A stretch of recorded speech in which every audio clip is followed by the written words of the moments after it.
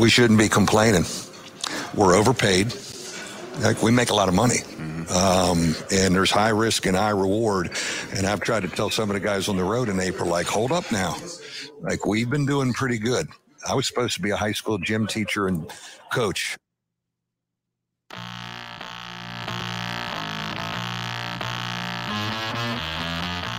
All right, welcome into the Maize and Blue Review. I tried a little something different just at the last second. We've got Brandon Justice, who I'm thinking that we might be able to hear. I'm going to have to call up on his cell. Let's just take a little listen to Brandon Justice. How are you, Brandon? I'm good. How you doing? Look at that. It was me at the last second. I said, what about this button right here? Let me go try that one. And it worked, which is great. It's great to see you. And it's great to have you on here. I know you've been out and about. You've been working hard. This is your kind of weather. This is your season, right? Yes. It's also my season to figure out how to set up a mic on the screen still. Definitely my season.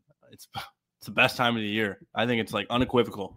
That's just me. I love baseball season. I love baseball weather. I like that part of spring where we kind of get a little bit of a preview as to what summer's going to feel like. And I feel like that's what yesterday was. So I'm hoping that continues. This week looks great in the forecasts. And I'm loving it because I think we've discussed this before on here. I mean, I hate the cold. There's probably not like an appropriate word to describe how I handle the cold, but people don't like how I handle the cold. Like our other coaches think I'm a little bit of a wuss with the cold, which is fair. I just hate it. And I always have. So I am very happy that it's warm, Dennis. Well, you and I have that in common. If somebody wanted to say, hey, you are a fair weather fan, Fithian, I would say that's correct. I used to have a 70-degree threshold to go to a baseball game. I said I would not go. It is lowered over the years I have gone. And that's the exception if it's postseason. It's different. But just a regular season baseball game, I used to say I wouldn't go unless it was 70 degrees. I've lowered that. But I am one that is a fair weather fan. Well, we got lots to talk about here, and we've got some football, we've got some baseball, and we've got some basketball as well to get to. But before we get to anything, Brandon, let me tell you about our new sponsor. Hey, folks, Dennis Fithian, and support for the Maize and Blue Review is brought to you by Manscaped, who is the best in men's below-the-waist grooming. Their products are precision-engineered tools for your family jewels. Manscaped's Performance Package, the ultimate men's hygiene bundle. Join over 4 million men worldwide who trust Manscaped with this exclusive offer for you. 20% off and free worldwide shipping with the code TMBR at manscaped.com. If you've ever heard someone ask if the curtains match the rug, in this case, you take a look at my head there in the picture. Yes, it does. So there you go. Get 20% off and free shipping with the code TMBR at manscaped.com. That's 20% off with free shipping at manscaped.com. Use that code TMBR. Unlock your confidence and always use the right tools for the job with Manscaped. All right, football. Let's start right there. And I didn't see Rivals confirm this, but so I'm going to put it into the rumor category. But Michigan has a linebacker commitment out of Tallahassee, Florida, who may be interested in taking some visits, including Michigan. But this is, as it sits right now, Brandon, one of, if not the guy, if you're looking towards Michigan's football class of this upcoming year. So how would you view this potential news that Wilson may be taking some visits to Georgia and Florida? Yeah, I think it's not a shock that he's going to take visits. I mean, this is a high-profile guy. He's a Rivals 100 guy. And when he committed, and still to this day, Raylen Wilson is seen as a guy that could put Michigan over that quote-unquote hump that we talk about athletically, defensively. Because I think they've caught up in that regard offensively, like we saw last year. I know their style last year was smash mouth, run the damn ball, blah, blah, blah. Like, I get all of that. But athletically, they can square up offensively for the most part, right? Defensively, we saw last year against Georgia, they were just getting out. There was Josh Ross, who's I think could be a guy that plugs in for an NFL team in certain situations, but couldn't really handle the speed that Georgia brought, right? So Raylen Wilson was kind of seen as a guy that might be able to get them there. And I know that they have some guys on campus now that are going to help them, like Junior Colson was encouraging last year. But Raylen Wilson is seen as a guy that can come in and be – I know we always make the easy comparison to Devin Bush when it comes to guys who are fast. But, Devin Bush was a guy who could go sideline to sideline against pretty much any team in the country. And they haven't really had that type of linebacker since then. Again, I do think Devin Bush is a bit of an anomaly, so making comparisons is a bit unfair. But I do think the importance of Wilson is really, if anything, understated because if he were to come to Michigan and follow through with this commitment, he's a guy who could crack the lineup probably right away, at least have a chance at the 2 deep right away, right? So the importance is huge. Now, as far as him taking visits, it's not shocking. I mean, it's recruiting. And I feel like you and I have similar dialogue whenever we talk recruiting on the show, where I try to – it almost sounds like I'm making fun of it in a way, which is not what I'm doing. I'm just trying to make sense of it to the people at home that get caught up in it, that this is normal. I mean, again, I always try to compare this to real life for people. If you're working at a job or you have a job that you have committed to in college, maybe you're a senior and you got this internship in the summer and they've offered you a job beginning after graduation and you're all in for it. You get a couple other offers in between that year and you're like, hey, I'm going to interview. There's nothing wrong with that. I think that is completely okay. So from my perspective, it's not shocking to see a recruit take visits when he's been committed to a school for a while prior to the signing day or the early signing day, whatever you want to call it. So to me, not shocking. Worrisome? Sure. I mean, hey, it's Georgia and Florida. So by all means, Florida is every school, every program, whenever they hire a new coach, they have that honeymoon phase, especially in recruiting. And I think Billy Napier is seeing that at Florida. And then at Georgia, you're hot off a national championship. There's not much else that needs to be said there. You're easily the most momentum in the country right now, right? So I think that there's a bit of worry here for the right reasons, and I get it. You got to hang on to him. If you're Michigan, he's a difference maker, but not shocking to see him take visits.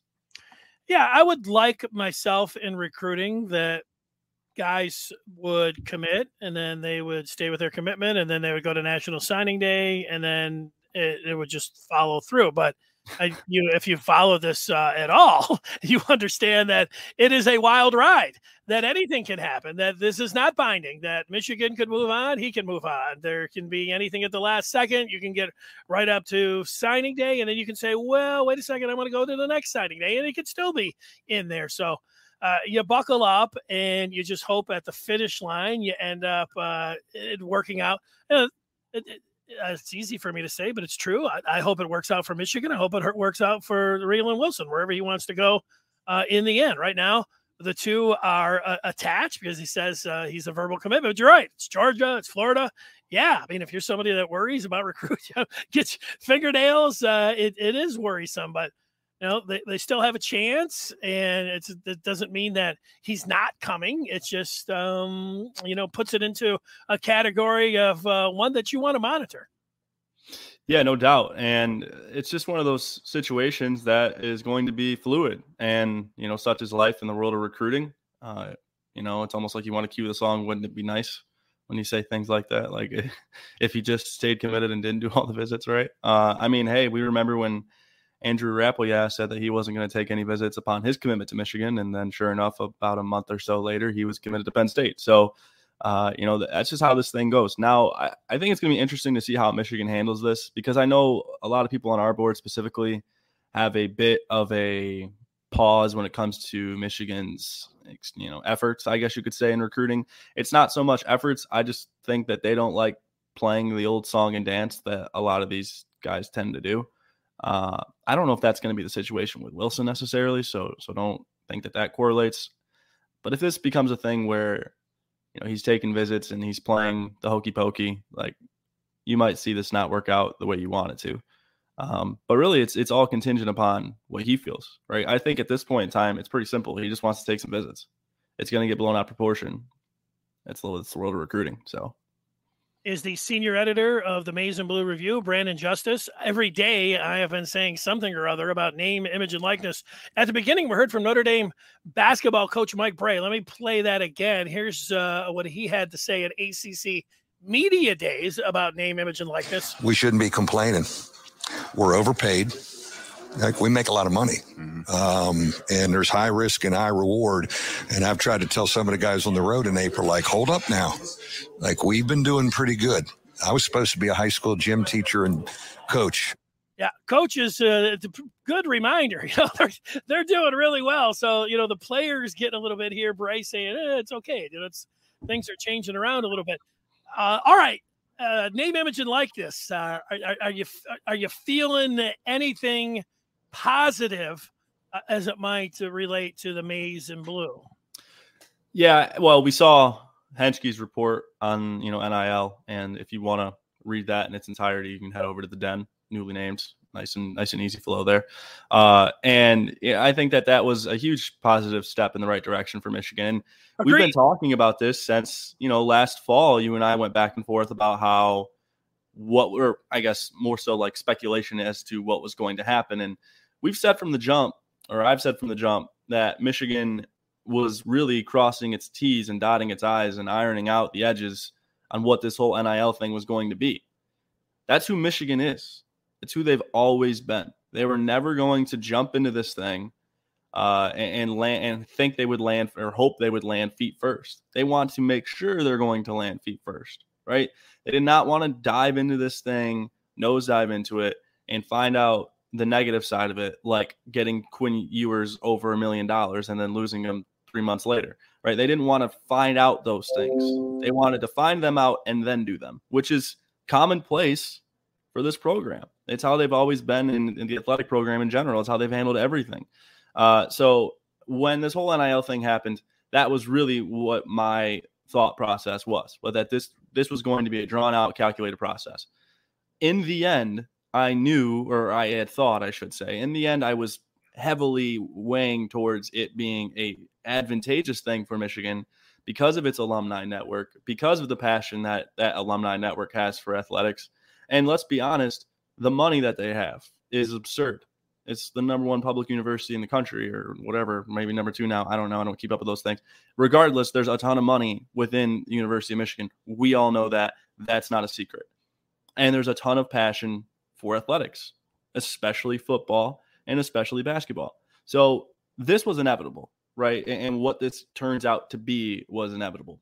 Josh seems to have a strong source on this, and I believe what he reports. And so to me, I'm thinking, okay, this is going to be not only, important for the program in recruiting and important for them with, just players in general. It's also going to help these kids out, man. Like, how many times do we have to have the discussion about how terrible it is to be a student athlete sometimes for some of these kids, especially for like the 6th year guys and all of that, right? Like, a lot of them are working jobs. I remember back when Karan Higdon was a father who was also working and also playing running back for Michigan.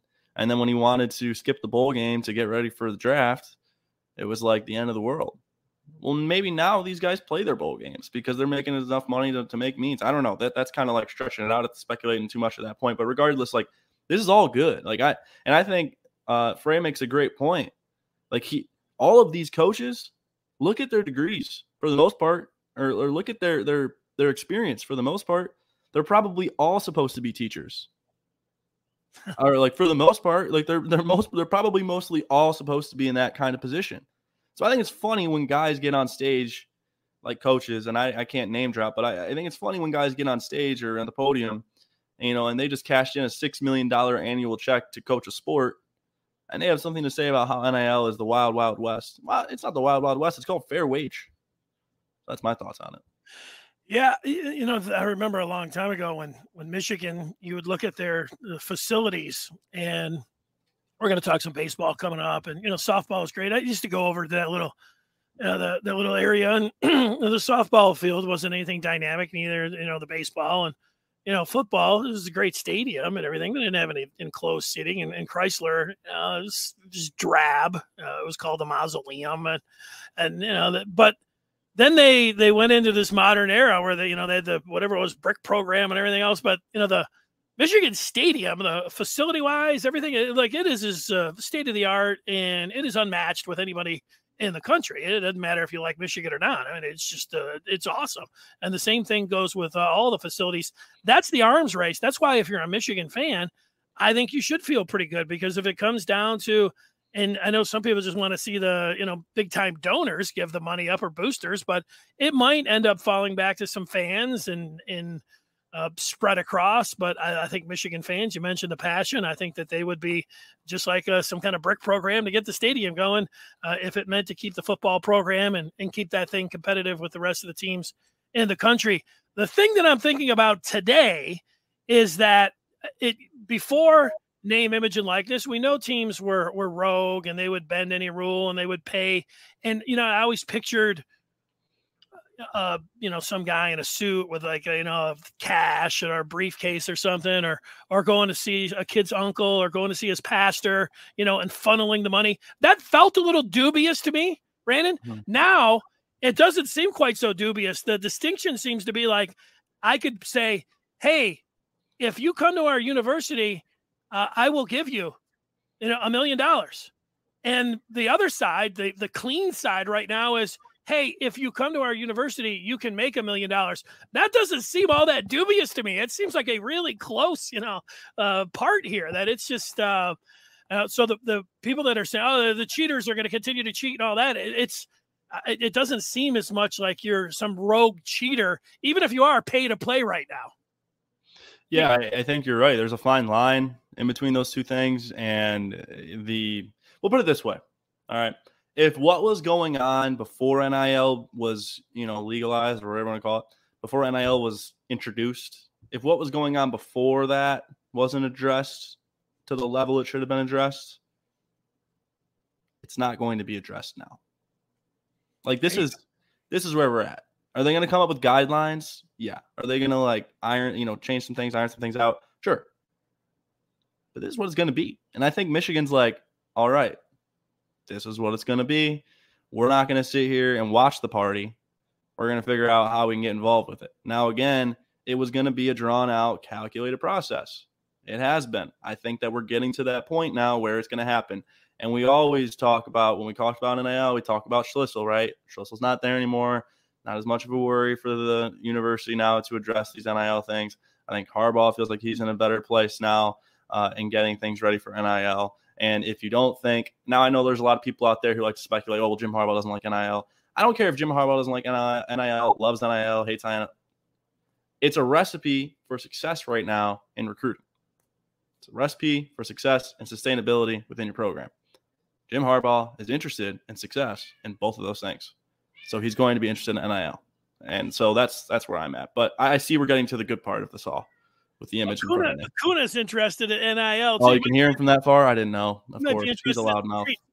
There's a photo up on the screen here on YouTube or wherever you're watching this. If you're just listening on the podcast, a couple of nights ago, my a friend, she sent me a picture from the Michigan suite with the lights on, and it was a great photo. I saved it and I threw it up there because I knew, looking at the Den, as you referenced earlier, which we're going to tell you more about in a minute or two, that you were at Ray Fisher Stadium yesterday as we take a look in there. And Michigan's back at it tonight at 6 o'clock, and they still have a couple dates. You talk about that great weather, and I was talking about being a fair weather fan. A lot of times that kept me on the outside looking in when it came down to Michigan baseball. There were a couple games I broadcast back in the day. Winter boots, wool, it was terrible outside there. You love baseball, but not calling it. And it probably was only like 40 degrees, but you've still got a game against Michigan State coming up. And then a series on May 19th, 20th, and 21st against Rutgers. So still a chance to get down there. What about Ray Fisher and watching a little baseball? What was it like yesterday? Yeah, I mean, as far as the stadium itself, I mean, I love Fish. I think it's a nice setup there. And it was my first time in the press box there, and I was impressed with that too. Just it still has you'll see a lot of the same sort of designs, I guess you could say, that you would see, just minimized, that you would see at Chrysler and at the stadium. Same kind of deal. It's a U of M athletic facility, so it's got that same vibe to it. But the stadium itself is great. There's not a bad seat. The seating is good. the backdrop is gorgeous, I think, because you've got Chrysler and Michigan Stadium in right center, and then you've got the softball stadium in left center and center, and then you've got the big brick wall in left field, which I think is beautiful, and I love the brick wall in left field. It's probably my favorite part about the park itself. And I'm always a fan of turf, not because of like true game feel. Like in a perfect world, everybody has dirt, but it's Michigan. It's often cold for the bulk of the season. It's raining. It rained every day in April, seemingly, based on all the cancellations we had for our team. So having turf is a must. It's integral. I mean, I know that Michigan State doesn't have theirs because of the ag school and all of that, so I understand it. But I'm a fan of everything that Fish has for the most part. Now, as far as the game, I mean, we can dive into the team. It might be a bit of a negative talk because this is just, well, Dennis, it's not the College World Series team. And, people don't, Acuna, sir, people don't pay much attention to the baseball team from a day-to-day basis. So those who loosely pay attention to it think that, Michigan is going to be a year in, year out contender, not only in the Big Ten, but also in the NCAA tournament. That's just not the case this year. There's actually a pretty strong chance. I shouldn't say strong chance. There is a chance that they don't make the Big Ten tournament. They've got 7 games left in conference.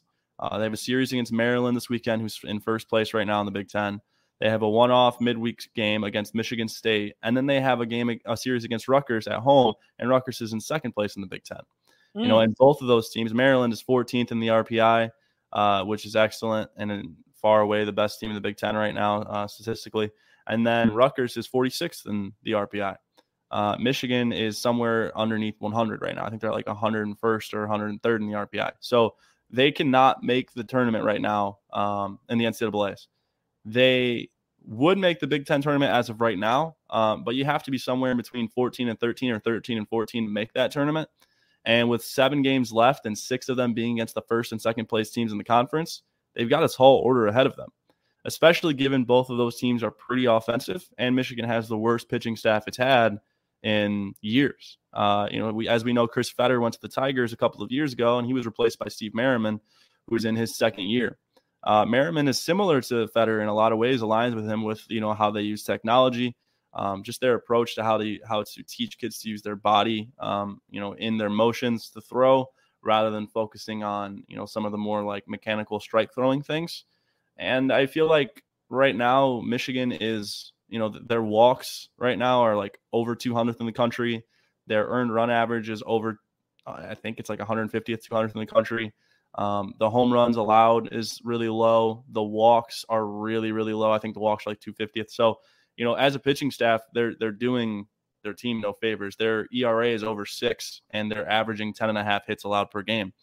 And it didn't get any better last night because they lost 10-3 to Xavier to complete Xavier's season sweep of Michigan, which was 2 games. They went to Xavier earlier in the year and then, hosted Xavier last night. So really this team has a clear identity problem. Like usually you're looking at a team and you're like, okay, what's going wrong? And usually it's a mix. The offense is pretty good for Michigan. They rank top 100 in most offensive categories, and they're close to the top 50 in a couple of them as well. And it's a pretty deep lineup, like 1 to 9. Those guys can hit, and they've got power like Joe Stewart and Tito Flores and Clark Elliott. Like those are 3 big power bats for them that do a lot for them in the middle of their order. At the bottom of their order, they've got some talent too. So I feel like this team offensively is doing what it needs to do to win. Not last night, only 2 extra base hits last night. So not last night, but in various other games. Like, they beat Ohio State 16-13. Like that says everything you need to know about what this team has done on both sides of the ball. So they're super young with their arms. They put 2 freshmen in or 1 freshman in last night and had to rely on him for 2 innings of relief because they have 5 games this week. And they've relied on a lot of young arms in the freshman and sophomore class as well throughout the year, and it's just not working for them. I don't know if there's been talks about this on the board. I don't know if this is a pitching coach thing. Fetter's an anomaly. You're never going to replace Fetter, so stop trying to pretend that we're going to do that. I think Merriman is good, and he's been at Michigan before, so he has roots here and knows how to connect and all of that. But through 2 years, there's question marks, and I think he deserves another year, no doubt, because I think he deserves a more experienced staff. He doesn't really have that right now. So we'll see. But this is definitely a down year for this program. And, Eric Bakich has had the anomaly of a College World Series appearance in the modern era for Michigan baseball. These past 2 seasons have been tough, especially this year because, they've got to win at least 4 out of these next 7 to get into the Big Ten tournament. And if they do win 4 out of these 9, you'd like to win 5 to really solidify yourself. But if you win 4 and you get a couple losses from Iowa or Indiana or Illinois or Purdue, who are kind of like the teams floating around them right now in the conference, then you'll probably find your way in the tournament. But, it's not a guarantee right now. And the team is certainly going to need a win tonight against Wright State to just kind of right this ship, because they've allowed more than 8 runs in 8 out of their last 10 games. And I think of those 10, I think they've only won 3 or 4. So it's a rough stretch right now.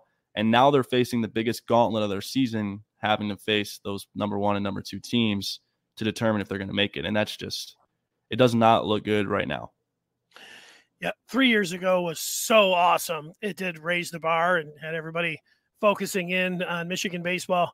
It goes back to our conversation a little bit earlier. I do think that Michigan gets hurt because of when they are playing these games. It's hard to get the best players in the country to come to Ann Arbor and say, okay, we're going to start playing games. It's going to be 35 degrees outside. Let's go. And I'll get out there. That could be tough. A lot of these guys are like, no, I'll go to Arizona State and I'll play baseball there. I wanted to ask you, it sounds like the inverse of what's going on with the big club to the east and the Tigers. I was watching that doubleheader yesterday, and I know you do some coaching. And as I was watching the game and I was watching Javier Baez swing and, twist himself around and then watch him in the field going down to one knee, bouncing around, throwing the ball over, I was saying, I got to ask Justice what he tells these youngsters when they're watching Javier Baez bat and field. You just say, don't do anything that Baez. You guys aren't Javier Baez. How do you teach your guys when they're watching somebody like Baez swing out of his shoes and corkscrew and then do what he does in the field? Well, I think what you can learn from Baez, from a, if you're trying to make a reference to Baez as a coach to a player and, the youth age. So for those who don't know, I do varsity at a high school. So I'm working with mostly sophomores, juniors, seniors, got a couple freshmen too. And anytime we're trying to relate with the pros, we do a lot of that. We watch a lot of Bryce Harper. He's a really good reference point for me, which sounds funny to most people who maybe loosely pay attention to baseball or watch the games but don't really dive into it. Bryce Harper's probably one of the more generational hitters of all time, and his ability to adjust in counts is really easy for me to connect with the kids because it's something that is next level. But it's also not it's also kind of simple if you just learn it, right? So with Javi, it's interesting because you look at Javi, he doesn't do a whole lot of things right at the plate. He's usually, so his WAR, which is win above's replacement, which is one of the better analytics to look at in baseball. His WAR is one of the best, one of the best. So when they sign him and you look at that, you were happy with the contract, the deal, and all of it.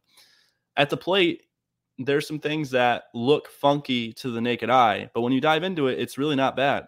Javi takes hacks really early in the count, which is good. A 6-4-3 chart is something that I look at a lot, and it basically tells a story of what an average, the average is per count.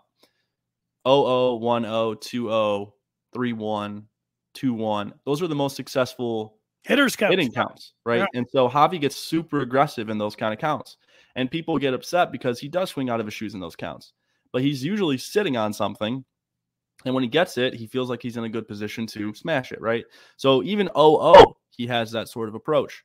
And I don't have the exact numbers, but more times than not, Javi's extra base hits and home runs are usually earlier in the count, I would assume, based on just common trends in baseball. So the problem is when he gets later in counts and he gets into those 3-2, 2-2, 1-2, it doesn't change as much as it needs to, probably. The one thing Bryce Harper does really well is he changes his load and his timing. So his leg kick will get really short when it's a 1-2, 2-2 type of deal, 3-2 even. And it'll be really huge, a really huge leg kick and create a lot of torque in it when he's in more of an advantageous count. So the one thing that I would see from Javi and recommend to the kids is his passion for the game. That's unmatched. He plays with a ton of energy.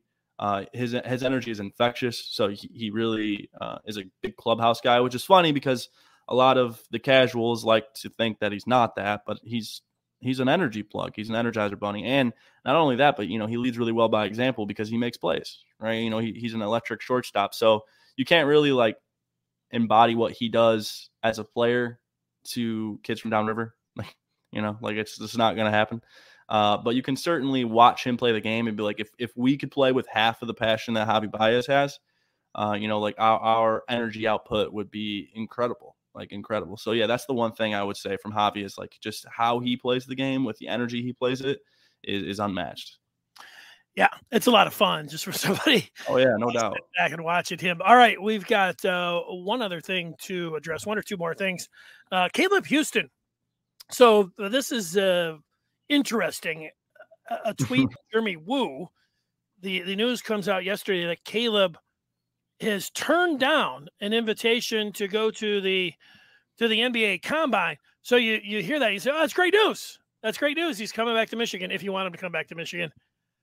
Woo saying that there's then speculation around the NBA that he may have a guarantee somewhere in the draft, although Woo says he's not reporting any kind of guarantee.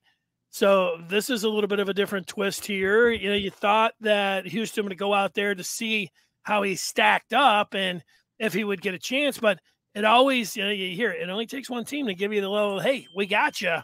And maybe that's the case with Caleb Houstan, that a team is saying, we're going to pick you. Don't even worry about going to the Combine. How do you read this latest news and this twist with Caleb Houstan?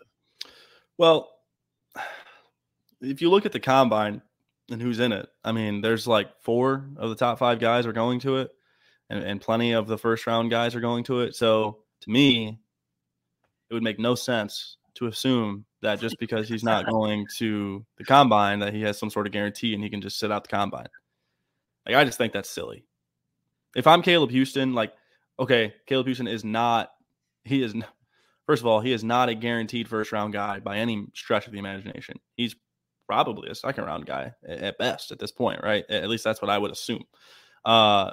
However, to me, it's if you have a guarantee from a team, that tells me someone's interested in you, and that if you're going to the Combine, you're going to maximize your potential to get drafted even earlier than that. Because I know for a fact it's not the number 1 pick, right? We can assume that safely, I believe, right? So yes, it's what kind of speculation are we coming up with at that point if we're saying that because he's not getting a Combine invite, or I'm sorry, if he turned down a Combine invite, that he did it because he has a guarantee from a different team. So there's one of two things there, Dennis. Either one, that's not true, and Caleb Houston's going to come back to Michigan, and that's it. And the other side of it is Caleb Houstan has a really bad agent. Don't know which one it is. I guess we'll find out. But that's my thoughts on it. Is it would be asinine to do that. That would make no sense. Because if you have a team interested in you and you're not, he's a prospect that is not guaranteed to get drafted. So if you have a team making some sort of promise to you, wouldn't you want to maximize your list? Because how many times have teams promised things and not followed through with them? Probably quite a bit. So either Caleb Houston's coming back to Michigan or his agent is going to be jobless soon, because that's not the advice that I would assume you would get as an NBA draft prospect. Feels risky to me. If you were a lock to go in the lottery and you just said, okay, I'm good. I know I'm going to get a guaranteed deal. I don't need to work out. It can only hurt me. I would think it would only help him. It would be a surprise to me that a team would guarantee. But there's guys that have gone, and if he goes and he gets a guarantee, well, good for him. I know there's going to be a lot of Michigan fans, if he goes to the draft, they're going to say, good, he sucked last year, or, well, he was a disappointment last year, good riddance. There's also a chance that he could come back and he could find that stroke, and he gets a year under his belt with that experience and some strength, and he comes back and he's a real asset for Michigan. I think that latter part is a pretty good bet. So if I was a Michigan fan, I would be hoping that he does come back to the Wolverines. That's how I see it. Yeah, no doubt. And I feel like, again, I know that they're not supposed to have an agent right now, but if you don't think he has some sort of advisor, that's just silly. I think you're right in all accounts, and I think most of us see eye to eye on this.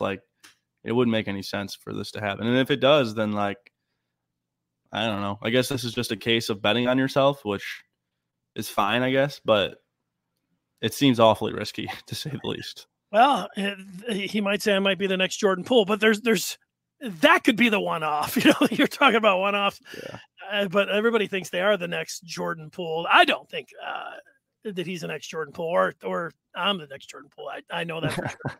I do want to remind everyone. You heard Justice a little bit earlier talking about the Den. That is the posting board on the Maize and Blue Review. Night and day, we're there. We're talking about the things that we talk about here all day long. At any point during the night, things break early in the morning, late at night.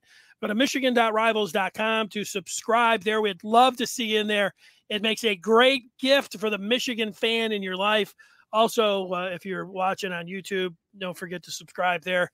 We've got things going on Facebook, Twitter, Instagram, and now TikTok that I am running. So I've got 6 videos up there. It's a very soft start there for TikTok, but it is available. So go on there, be one of the first to follow the Maize and Blue Review at TikTok. We're hoping to see Justice on there soon. Yes, I will. I'll have to talk to the youth and get a bit of information on how to do these things, but I will figure out the talk. There you go. Big thing.